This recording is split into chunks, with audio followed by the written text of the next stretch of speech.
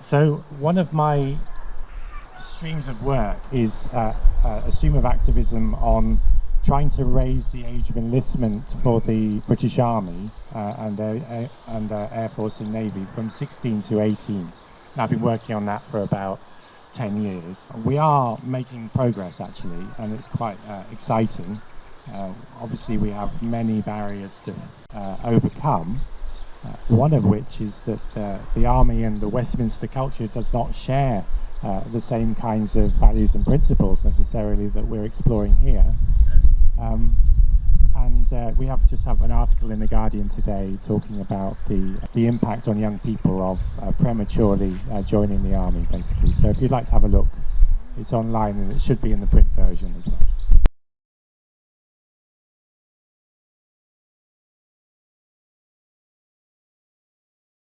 I find hope a really challenging thing to talk about. It's, for me, a deeply subtle experience and a nuanced commitment that can only really be appreciated by exploring it, experimenting with it. It's a challenging place to be, to try to be a people of hope. And I would like to talk a little bit about the book, Hope's Work, and then talk a little bit about an ecology of hopefulness. Hope's Work, the idea for it, started when I was listening to activist friends of mine who were burning out. It's a perennial risk for activists, and I think all of us who identify as activists are always quite close to it. We're always quite close to the risk of burning out, and it's very easy to fall over that edge. And these activist friends of mine were talking about their burnout in terms of hopelessness. So they would say things like, I don't see what the point is anymore, or we're not getting anywhere, or it's like we've already lost, and so on. So the way they talked about their emotional, their existential depletion, their spiritual loss, was in terms of a loss of hope. And I wanted to write a response to that, which would hopefully do some justice to that experience and recognize that we live in a world that is pervaded by violence, and still find something that is worthy and durable and which we can call hope, a sort of conscious hope. And I wanted to write a short book, and I wanted to write a book in simple language if I could, particularly telling stories. And I wanted to write it in such a way that the reader could hear it here rather than only in the mind, in the head. And I wanted to write it as far as possible without flinching before the challenges that we face, although that is actually, I think, ultimately impossible, because they are and they will be overwhelming. And I wanted to write something that could carry a feeling of faith and being believed in and loved, which is at the core of my faith. This feeling that we are believed in, that the life within us is invited to flourish. To be able to write something that brought that to a reader who wouldn't share necessarily the same worldview or theological convictions or political commitments or whatever. Obviously the world is a complex place, and trying to write something simple about a very complex problem is very difficult. So I wanted to acknowledge that it's very complex and difficult, but I was also looking for something that was essential and simple as a starting point that we could call hope. So rather than trying to make it complicated, looking for what might be simple first, and then allowing the complications to come later. And because all of those aims were challenging for me personally, over the period of writing the book, it was really challenging to do that. It's been 4 years in the making, so a short book, but I found it a very challenging one to write. And what essentially I've come up with, or I'm left with at the end of that process, is a feeling of a difficult hope.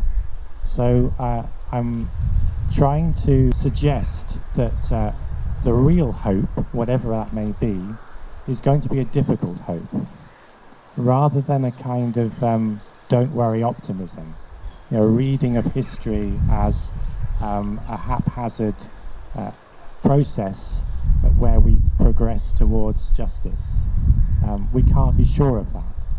Optimism is a confidence in the future which we simply cannot have. We don't know what the future has for us. The future is in the making right now, and it is unknown.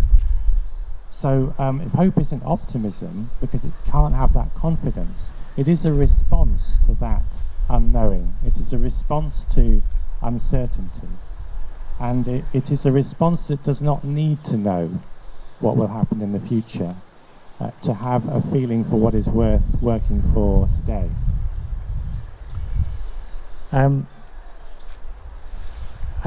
So I suppose one basic idea that this is why it's a difficult hope is that on the one side of us waits a kind of despair, and I don't mean this sort of fleeting despair or this despair we may fall into and emerge from again. I mean this belief that nothing avails, this belief that nothing can be done.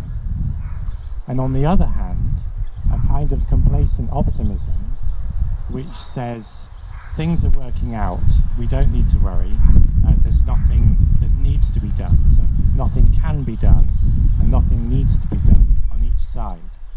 And hope is the attempt to live within the middle space, the charged space, the place where life is, which does not say nothing can be done and does not say nothing need to be done, but says that something waits to be done by you, by all of us, and by the earth, and by our God. So it's a charged, vital space, hope. So although it may be a difficult place to try to inhabit, it is also a charged, real place of faith as well. It is a joyful place to be, because it is the place where life happens. And I'd like to just mention the cover of the book. It's an image by the artist Emily Johns, who's an activist and an artist. She co-edits the Peace News newspaper. And a lot of her images hold hope and despair in the same moment. And this one is no different. She produced this engraving after a US bombing raid on date palm groves just on the edge of Baghdad during the Iraq War. It's actually on the road on the way to the ruins of Babylon, where this bombing raid happened. And the United States Air Force bombed the date palm groves because they thought that insurgents might hide underneath them. But of course the date palm groves were the livelihood for many people. And what you see are a few date palms still standing, and a man who is in the corner of the image who is blindfolded. And he has his hands tied behind his back, and he's looking up at the moon, and he's standing in a bold way. He's not defeated by this moment. He knows what matters in his life. He knows that the trees some trees still live, and that moon, occurs to me, has been shining down on that land since before Islam existed, since before Babylon existed. It has always shone down in that way, and he's meeting the moon through his blindfold. And Emily Johns talks about him being bold and undefeated. And this for me sums up the message I'm trying to convey in the book, that hope is ready to face the violence of the world, and is ready to face it with love. this activist friend of mine called Brian Phillips, and he's a human rights activist. And he talked about this story from the Bible, and I don't know where it's from. It's from the Old Testament. And it is a moment of siege, where the Jewish people are under siege, and they have to climb the walls of their fortress city and parley with their besiegers. And he notes that when they do that, they can't use Hebrew because it's not the language that the people they have to talk to will understand. But they also don't want to use the language of the besiegers and the values of the besiegers. They have to use a third language, a hybrid language, lingua franca, in order to be able to communicate with their besiegers. And Brian said how important it is to be able to come down off that wall and be able to talk Hebrew again for the people who are besieged, because their own language is their heart. And how important it is to get on the wall as well and find a way of talking with and listening to their besiegers. There's something about this story seems very important for me, as somebody who will be leaving this place and resuming my work and the rest of it. Something about it I don't like at all. I don't like the binary nature of the good people in the fortress city and the bad people on the outside. And I don't like the fact that it's a fortress city in the first place, and it's the men who get on the wall to do the talking and all of that. So I was thinking what might be a more fitting metaphor for us. And it occurs to me that we're in a garden. So we could call a garden the home, the place where we feel the energy coming back to us. The place of, it's not so much a language, but it's an experience, it's a ritual, it's certain commitments we have, it's a shared moment, it's a community, and it's taking place in the garden, which is the community of the earth. So imagine that we have the language, the rituals, everything we've heard today, and we've heard it in a garden, and we're going to leave the garden and get on the motorway, go to the train station, go to the shopping centre, whatever happens next. What would it mean to be leaving this place in a condition of hope, or striving towards hope? What did it mean to keep this experience, whatever wisdom we may have shared here, whatever love we may have shared here, to keep this experience, but also to cultivate it out there in the wider world? I think it would mean we'd be leaving here with a commitment to be witnesses in the world, rather than merely spectators of it. Will we be with the life that runs in and around us when we leave this place, or will we just be watching it?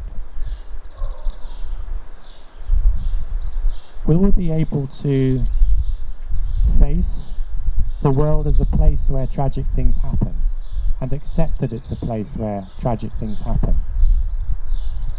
Will we also be able to find in the world out there, as it were, the truth that the world is also a promising place, full of promise, replete with promise, surrounded by promise, held in promise? Everywhere we look, in each other's eyes, in the living things around us, in the community and things we share. Will we be able to keep staying in touch with the world as a promising place, even though it is also a tragic place? Will we be able to count in to our witness, our own contribution, and recognize it as such? That even the small and weak things that we may do count in the work of hope. They matter, because the world is always in flux. And although power looks like it's locked down, we know that in deep time, things are shifting all the time. Will we be able to commit to the things that we know matter, commit to our sense of home, without needing to know the outcome of that commitment?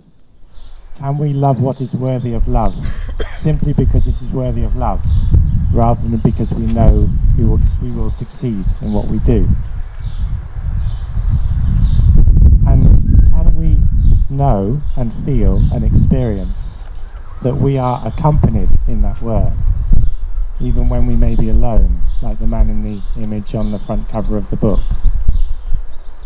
That he is not alone. He is accompanied, in this case, by the moon, by whatever faith he may have, by his friends, his family, by his colleagues, his fellow dissenters, and so on. Do we remember that we are accompanied, and do we commit also to accompanying others on the similar journey?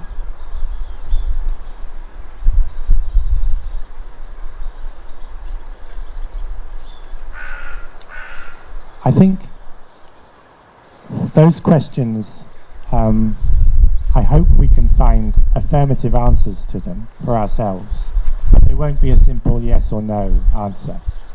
There'll be a kind of striving answer, a kind of answer that tries to make the commitment and falls short of it, and that's okay. Because these commitments, they do come under pressure in the world.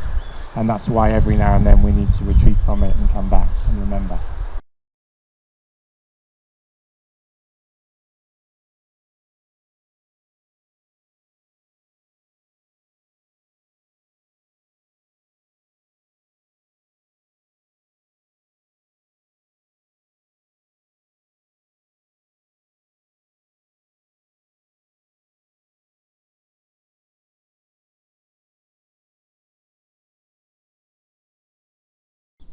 I think that the most hopeful, promising force in the whole world is the natural world. It always, if we look at what the natural world is doing, its life always wants to flourish, even if it's damaged. The life inside every species, every living thing, including us, wants to flourish, even if it's been hurt or truncated. Everything is in relation. Hope is a relational commitment. The ecology of hope is an ecology of relationships, a rich ecology of living relationships. Everything is in flux. What you might need for hope today might be different for what you might need tomorrow. Everything is always changing. Movements are changing. The needs are changing. The shapes of social movements are changing, and they need to change. They need to rise, they need to fall, they need to rise again. This is all part of the hope process, of which we are not merely agents in a narrow sense of people who freely choose to do hopeful things. We're participants. We belong in a movement of life in and around us, and that's actually the movement of hope through the world.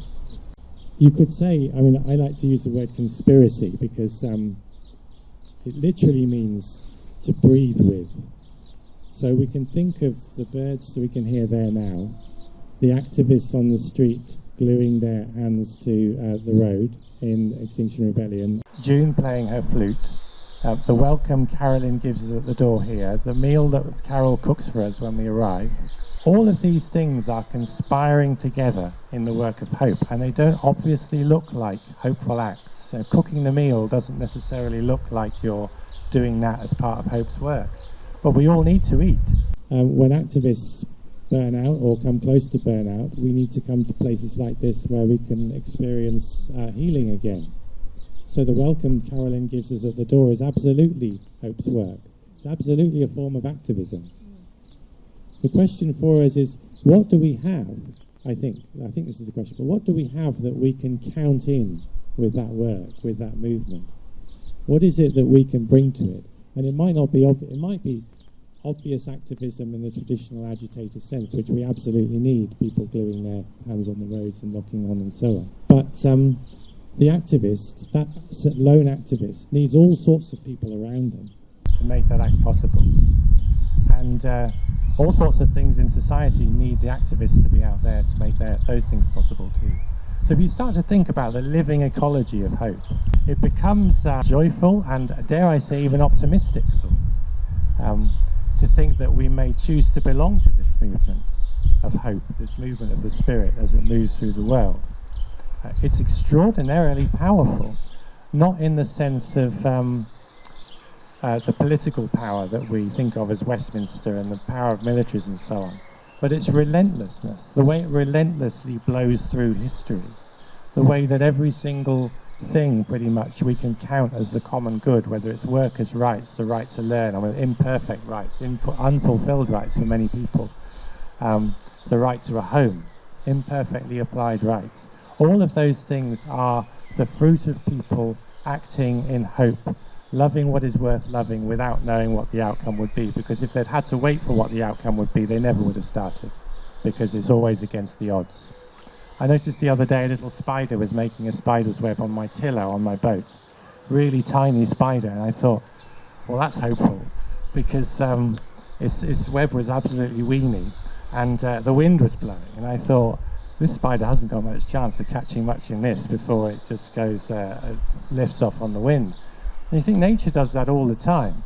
It doesn't think, well, I'll wait for the probabilities of this to be more than 90% before I give it a go. That spider just has to get going with its 2% chance of catching a fly, and it will fill that little crack of possibility with the life it has. You see the little the weeds coming out of rocks out of the patio. They find the tiny bit of niche life in their ecology, and they make good on it. They know what they have to do, and they do it. So by metaphor, by analogy, this is also for us the difference, if you like, between hope, which will do that, and optimism, which won't, because it will have to wait for the fair wind first before it sets out. So a conspiracy, if you like. We are joining with a conspiracy of hopefulness, and we should not discount the very small and weak things, to use a line from the prayer again from this morning, as valuable parts in that work of hope, in that conspiracy, which would be diminished without them. Speaking quite personally, what was developing in me through my activism was a commitment to a kind of eco-feminist approach to the issues I was working on, to peace issues, to global security. I wrote a big report about global security, Rethinking Security it's called. It was basically an eco-feminist approach to global security, but you couldn't say that because it's for policymakers, and if you said this is an eco-feminist approach, they wouldn't read it. So it's finding this hybrid language, actually, it's a slight aside, but finding a language that does justice to the integrity of that kind of approach, the love in that kind of approach. But to say it in a way that someone who doesn't share that conviction themselves can pick it up and see some value, find some value in it. It's finding that third language, if you like. It's not the language of militarism. It's also not quite the language of a kind of radical theology either. It was inspired by Carter Hayward, for example, this importance of the mutuality of relation, that all good relationships are mutual relationships. So that was developing, and I was putting that in my work, but I didn't tell many people about it, because even my activist friends, they don't necessarily think in that kind of way. So in a way it was a little bit solitary that I was doing that in that way. And then in the course of writing this, it really deepened for me this need to put relationships at the heart of everything. Or to try to do that at least. So in the work with I'm doing on underage soldiers, for example, I'm trying to think about the relationship we have with them, the relationship they have with the army, the relationship we have with the army, the relationship we have with the journalists, and so on. And what that's effectively left me with is that this is quite a new thing for me, but is that every relationship, every day, is the main thing I want to count as my activism. Yeah. And that's work with is saying hello to people. Yeah. For me, that's now the most important thing. More important than writing briefings for parliamentarians, although that's part of it and the rest of it, yeah. How can you love as people politicians whose every policy you despise? Are you asking that because you might have an answer for it? No, I really want to know. I mean, I struggle with the idea of writing to my MP about anything no matter how civil I might be, I will betray myself as someone who will never vote for him. So I know I'm going to get the usual blah back. There will be no actual conversation. How do I get past that? I wonder whether there's two things there. One is the frustration with the engaging with the what gets called the representatives of democracy, and the serial, perennial frustration with trying to engage with that as if it is a democracy, or as if it is a true democracy, or something. And the other one is this. When someone is acting in an inhuman or apparently inhuman or less than human way, who is participating in violence and in some way, the violation of people in some way, how can you still love that person? And I don't have an answer for that, except that for myself, I want to be able to love them, even if I can't. That's what I want. That's what I will be trying to do. One thing that might help is to think that that person, if they are doing something, participating in violence in some way, and of course there are so many forms of violence. There's economic, there's physical violence, there's political exclusion, there's violence, there's eco-violence, there's so many different forms of this violence. Is that it's not like they appeared out of the blue and decided to do bad things. A journey has taken them to this place. An ecology is actually, there's an ecology behind that person, a broken ecology, an ecology where the life has been truncated and has not been characterised by love. Think of Boris Johnson. He was put in a private school by his father. He was dumped in a private school by his father. There are things behind, which is not to excuse the act at all. It's to be clear, critically clear, that violence is violence, and there's no excuse for it of any kind, I think. But to understand where it may be coming from is also important, and it's not the same thing as condemning the violence itself. That doesn't mean that makes it easy to love a person who is being violent. No. I think that is always, if that isn't a difficult question, then we haven't really grasped it.